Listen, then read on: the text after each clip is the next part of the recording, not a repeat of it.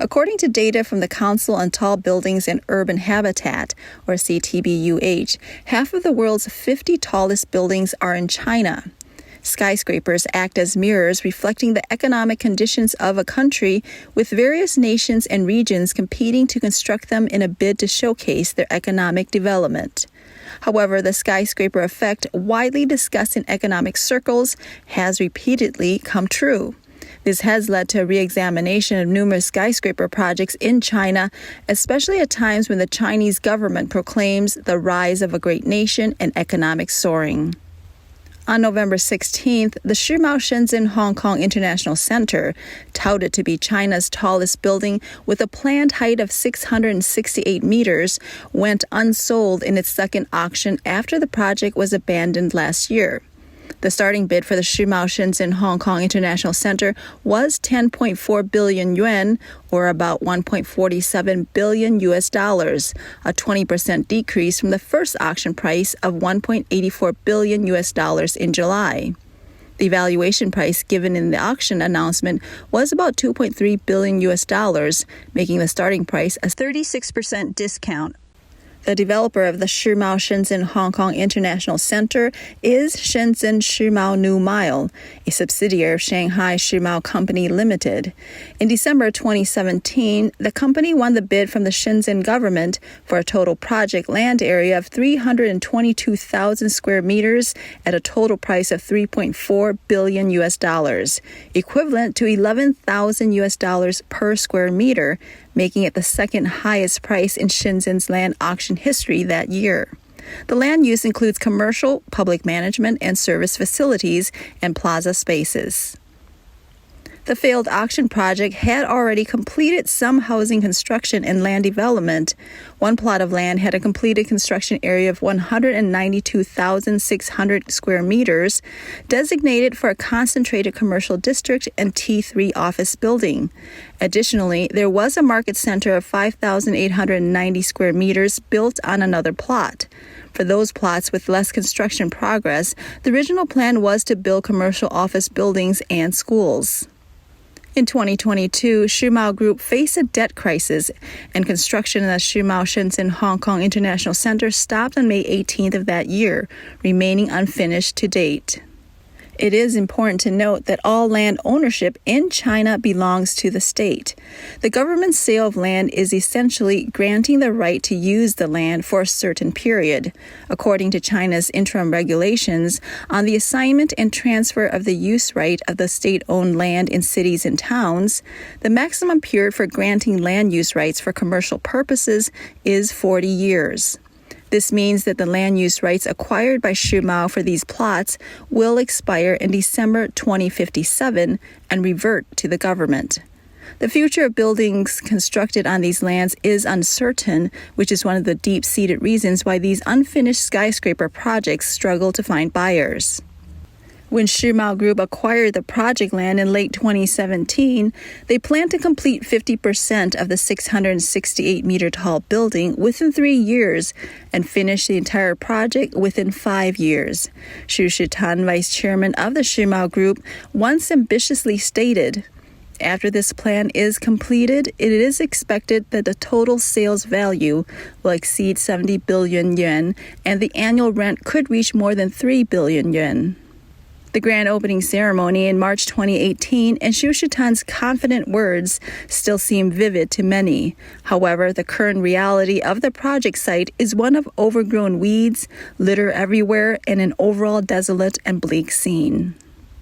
When Shimao Group decided to build China's tallest building, China was amid a skyscraper fever. Super tall skyscraper projects were highly sought after, inspiring industry elites. Constructing landmark skyscrapers became a goal for many real estate tycoons.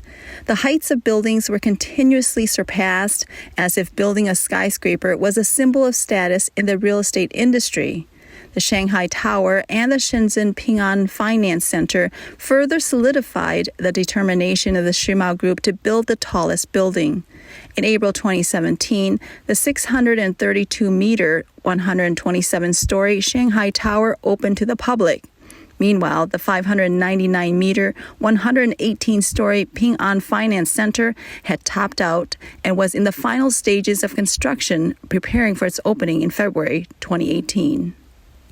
Business elites thriving in favorable conditions often focus their attention on successful ventures, confidently believing that they will move from one success to another without failure. However, they tend to pay little attention to failed cases, perhaps never seriously analyzing the reasons behind project failures. Before this, the project to build Tianjin's Goldin Finance 117 had already been halted for nearly 2 years. The 597-meter tall Goldin Finance 117, known as the world's tallest unfinished building, is a notorious abandoned landmark in Tianjin. Named for the 117 above-ground floors, construction began on September 10, 2008, and the building structurally topped out on August 30, 2015. However, the site has been deserted since then, with no signs of resumption for over 8 years. Before the Goldin Finance 117 was nearing its topping out in 2015, its developer, Goldin Group, announced an investment of 40 billion yuan, or $5.6 billion in the project. At that time, the project gained significant attention. Its status as the tallest building in China drove Goldin Group's stock prices from 5.84 Hong Kong dollars to 27.86 Hong Kong dollars within 2 months.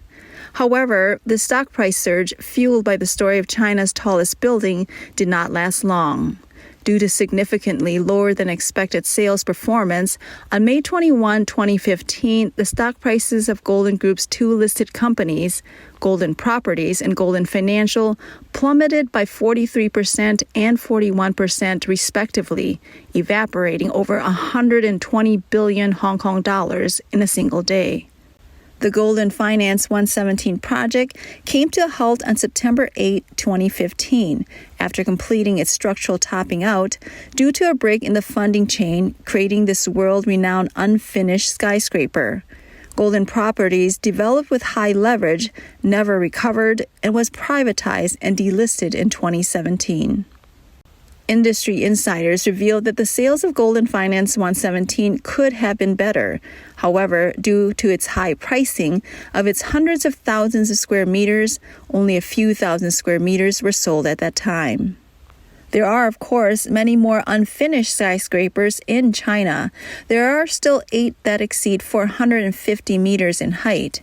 Among them, Shenyang Baoneng World Financial Center was originally planned to consist of a 568-meter tallest building in northeast China and a 328-meter skyscraper. The 328-meter secondary building was completed, but the main tower's height was repeatedly reduced. Now, after more than 5 years of construction, the main building's core tube has stopped at just over 10 floors. There was news of a resumption ceremony for the building on April 2nd this year, with its height reduced to 366 meters, but its completion remains uncertain. These unfinished skyscrapers in China have resulted in a tremendous waste of social resources. Over the past decade, the number of skyscrapers in China has surged. According to data from the CTBUH, as of 2023, out of the top 50 tallest buildings classified as completed, 21 are in China, far surpassing 8 in the United States and 4 in the United Arab Emirates. In 2000, the United States led with 26, followed by China with 9, but by 2010, China took the lead with 15 buildings, while the U.S. ranked second with 14. China saw a boom in skyscraper construction in the 2010s. Currently, the Shanghai Tower, the world's third largest at 632 meters, was completed in 2015. The 530-meter Guangzhou CTF Finance Center, the 599-meter Ping An Finance Center, and the 530-meter Tianjin CTF Finance Center, all over 500 meters tall, were successfully completed in 2016, 2017, and 2019. China has over 100 super tall buildings, nearly 60% of which were completed in the 2010s. Entering 2023, China still has many under construction super tall building projects. According to CTBUH statistics, there are currently 85 under construction skyscrapers and 85 proposed skyscrapers in China. In 2020 alone, China completed 22 skyscrapers over 250 meters tall, with economically underdeveloped Guizhou Province's Guiyang City constructing as many as 4. Some netizens have calculated that in 30 years from 1991 to 2021, China built more skyscrapers than the United States did in over 100 years. As of June this year, China had 1,472 buildings over 200 meters tall and 142 buildings over 300 meters tall, accounting for half of the world's tall buildings. So why is there a particular fondness for constructing super tall skyscrapers in various parts of China? Skyscrapers, as the epitome of modern architectural technology, are a means to showcase economic development achievements and can significantly enhance a city's image. Their prominent locations and strong visual impact often make them the business card of a city. Naturally, skyscrapers have become vanity projects for local governments and one of the best ways to flaunt wealth. Architectural critic Dayan Sujik once said that skyscrapers are tools for ambitious cities to declare themselves to the world. They are ways to create and record history, expressions of power and wealth. Many industry insiders in China claim that building tall structures is an effective way to address the issue of limited urban land resources. However, economist Song Qinghui, in an interview with the Changjiang Times, due to restrictions on land use duration, coupled with the huge investment and high financing costs of skyscraper projects, developers try their utmost to accelerate the construction process from the moment they acquire the land.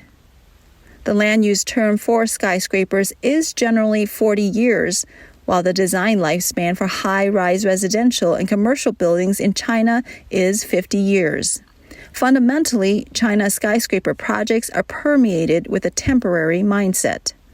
Rapid construction often results in building quality issues. On May 18, 2021, at 12:31 p.m., the SEG Plaza in Shenzhen, Guangdong Province, a landmark 356-meter-tall building suddenly began to shake. The building's management quickly notified the people inside through floor broadcasts to evacuate, leading to over 15,000 people hastily leaving the building. The plaza was completed in 2000 and put into use in 2001, having been in use for just over 20 years. On May 19 and 21, the building experienced several more shaking incidents. Despite repeated assurances from local government and government-hired experts that the building's quality was not an issue, the public widely regarded it as a shoddy construction project. SEG Plaza is a local landmark, setting a Shenzhen speed record of building 2.7 floors in a day and touted as one of Shenzhen's city cards. A 2001 master's thesis from Huazhong University of Science and Technology titled Analysis of the SEG Plaza Construction Project later became widely circulated online.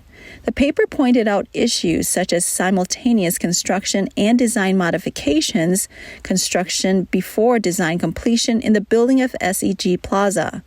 The thesis also revealed that after the general contractor was determined, there were frequent occurrences of stopping construction to wait for drawings and then having to redo work after construction according to the drawings, leading to many unnecessary disputes and increased project costs. This phenomenon of designing while constructing continued until the structural work of SEG Plaza was completed. The case of SEG Plaza is just one representative story among many skyscraper stories in China. There are repeated stories of leaning, shaking, and cracking skyscrapers in China continuously. China's capacity to construct skyscrapers has also expanded overseas. China Construction 8th Engineering Division Corporation Limited took on the construction of the Signature Tower in Kuala Lumpur, Malaysia. The building has a total construction area of 380,000 square meters and a height of 438 meters above the ground. According to Chinese media reports, the main structure completed one floor every 2 to 3 days on average, halving the construction period for skyscrapers of similar height worldwide, setting the record for the fastest core tube construction at similar heights overseas and achieving the fastest construction speed for skyscrapers over 400 meters globally. While the construction speed was fast, the quality remains to be seen. With China having constructed a large number of skyscrapers, are these buildings genuinely that useful? From the outbreak of the COVID-19 pandemic in 2020 to the end of 2022, the Chinese government implemented extreme zero-COVID policies, forcing many people to work from home. This situation led to a reevaluation of the towering skyscrapers in cities. This year, China has seen a significant shrinkage in exports and consumption. The withdrawal of foreign investment companies, Apple, Samsung, and many other large enterprises has led to a continuous increase in the vacancy rate of office buildings in major cities like Shanghai, Beijing, and Shenzhen. According to a report released by Cushman & Wakefield, as of the first half of this year, the vacancy rates of Grade A office buildings in Beijing, Shanghai, Guangzhou, and Shenzhen were 16.9%, 18.6%, 18%, and 24.5% respectively, all rising to varying degrees from the end of last year. Similarly, most second-tier cities have also seen higher vacancy rates, with some cities even approaching a high of nearly 40%. Huang Lichong, the co-founder of Co-Effort Strategy Management Group, pointed out that there is currently an imbalance of supply and demand in Shenzhen's office building market, with many Grade A office buildings having a vacancy rate of 30% and even as high as 40% in areas like Qianhai. He implied that the auction failure of the Shimao Shenzhen Hong Kong International Center project was not surprising. With the high and long-term vacancy rates, many expensively built super tall buildings have little hope of recouping their investments. Additionally, skyscrapers have many drawbacks in terms of fire prevention, management, and maintenance. In the event of a fire in a skyscraper without adequate firefighting equipment, it can be disastrous. Even with such equipment, whether people can use it effectively to extinguish the fire is another question. In an exercise, 85 firefighters were arranged to simulate a fire escape from the 420-meter-tall Jianmao Tower in Shanghai, and the fastest firefighter took 35 minutes to exit the building. Liu Wei, the head of the technical committee for super tall buildings at Colliers International, mentioned that buildings over 100 meters must have a refuge floor every 50 meters. And there are usually multiple refuge floors in a skyscraper, all of which require professional management and fire patrols. To reduce swaying during strong winds, skyscrapers typically have dampers installed. Considering issues like curtain wall cleaning and replacement, some buildings need various types of window cleaning machines. All these special devices require regular maintenance by professional organizations. In the skyscrapers managed by Liu Wei, property management costs are high. Maintenance costs account for about 10%, and labor and utility consumption exceeds 30% of the total cost. Energy consumption costs may be more than a dozen percentage points higher than ordinary office buildings, he said. Moreover, skyscrapers gather many people in one space, easily causing traffic congestion. Li Hao, a senior planner at the China Academy of Urban Planning and Design in Beijing, explained that the surrounding skyscrapers tend to become traffic bottlenecks during rush hours. With their high plot ratio and construction costs, as skyscrapers age, their maintenance costs only increase and safety risks become greater. If they collapse, it would be disastrous for the surrounding people and buildings. Demolishing skyscrapers is also a time-consuming and costly project. Economist Andrew Lawrence proposed the skyscraper index theory, suggesting a puzzling relationship between skyscrapers and financial crisis. Each time a skyscraper record is broken, it is often followed by an economic downturn, and in most cases, economic crises erupt in places that have built the world's tallest buildings. Before the global economic cooldown in 2014, led by China, several countries initiated a new round of skyscraper competition, seemingly confirming the skyscraper curse once again. In China, not only commercial office buildings, but also residential buildings are increasingly built as high-rises, as this allows for a higher plot ratio and greater developer profits. However, high-rise apartments share many of the same drawbacks. Let's hear one of the experience of one woman living in a high-rise residential building. I bought this condo suite for 1.6 million yuan, located on the top floor, the 50th. After living here for 3 months, I truly regret it. My husband and I both work every day. Because we need to use the elevator, we have to get up 15 minutes earlier. Some neighbors during peak hours even bring their dogs and electric scooters into the elevator. Others, regardless of whether the elevator is going up or down, rush in as soon as the doors open to secure a spot. Due to the elevator being full, my husband has been late for work multiple times. Our high-rise residential building has a corridor structure, and the shared area is as high as 50%. Standing in the corridor is particularly frightening. Looking down makes me dizzy and terrified. Our 2 children play in the corridor, which is extremely dangerous. The property management doesn't allow the corridor to be enclosed. This is a safety hazard. Living in high-rise overly depends on the elevators. Last month, the elevator was under repair twice, each time for 2 days. During rush hours, the elevator stops on every floor and it takes 15 minutes just to ride the elevator. Once when the elevator was broken, my husband had to climb the stairs to fetch water to make milk powder for our child. Sometimes during power outages, the water pressure in our home is very low, and during cooking time, there's barely any water. Living on a high floor, the air is especially dry. We often have sore throats, and even using 3 humidifiers is not enough. Another point is that high floors are hard to sell. When we bought it, the salesperson said the higher you stand, the further you see, with an unobstructed view, and we believed him. Now we realize that there are too many disadvantages, and when we try to sell the apartment, many people are deterred just by hearing it's on the 50th floor. Current affairs commentator Henry Lee says that the skyscraper boom in China is fundamentally a practice by local governments and developers to increase the per-unit land revenue, depriving the public of wealth more greedily. In China, all land belongs to the government, which has the power to plan land use. As long as the government controls the corresponding supply of land, and with the driving force of demand, buildings can only develop upward. This reflects the government and developers' vulgar worship of money and power, as well as a flashy display of nouveau rich extravagance. Those skyscrapers may appear glamorous on the surface, but in reality, many of them are tofu dreg projects.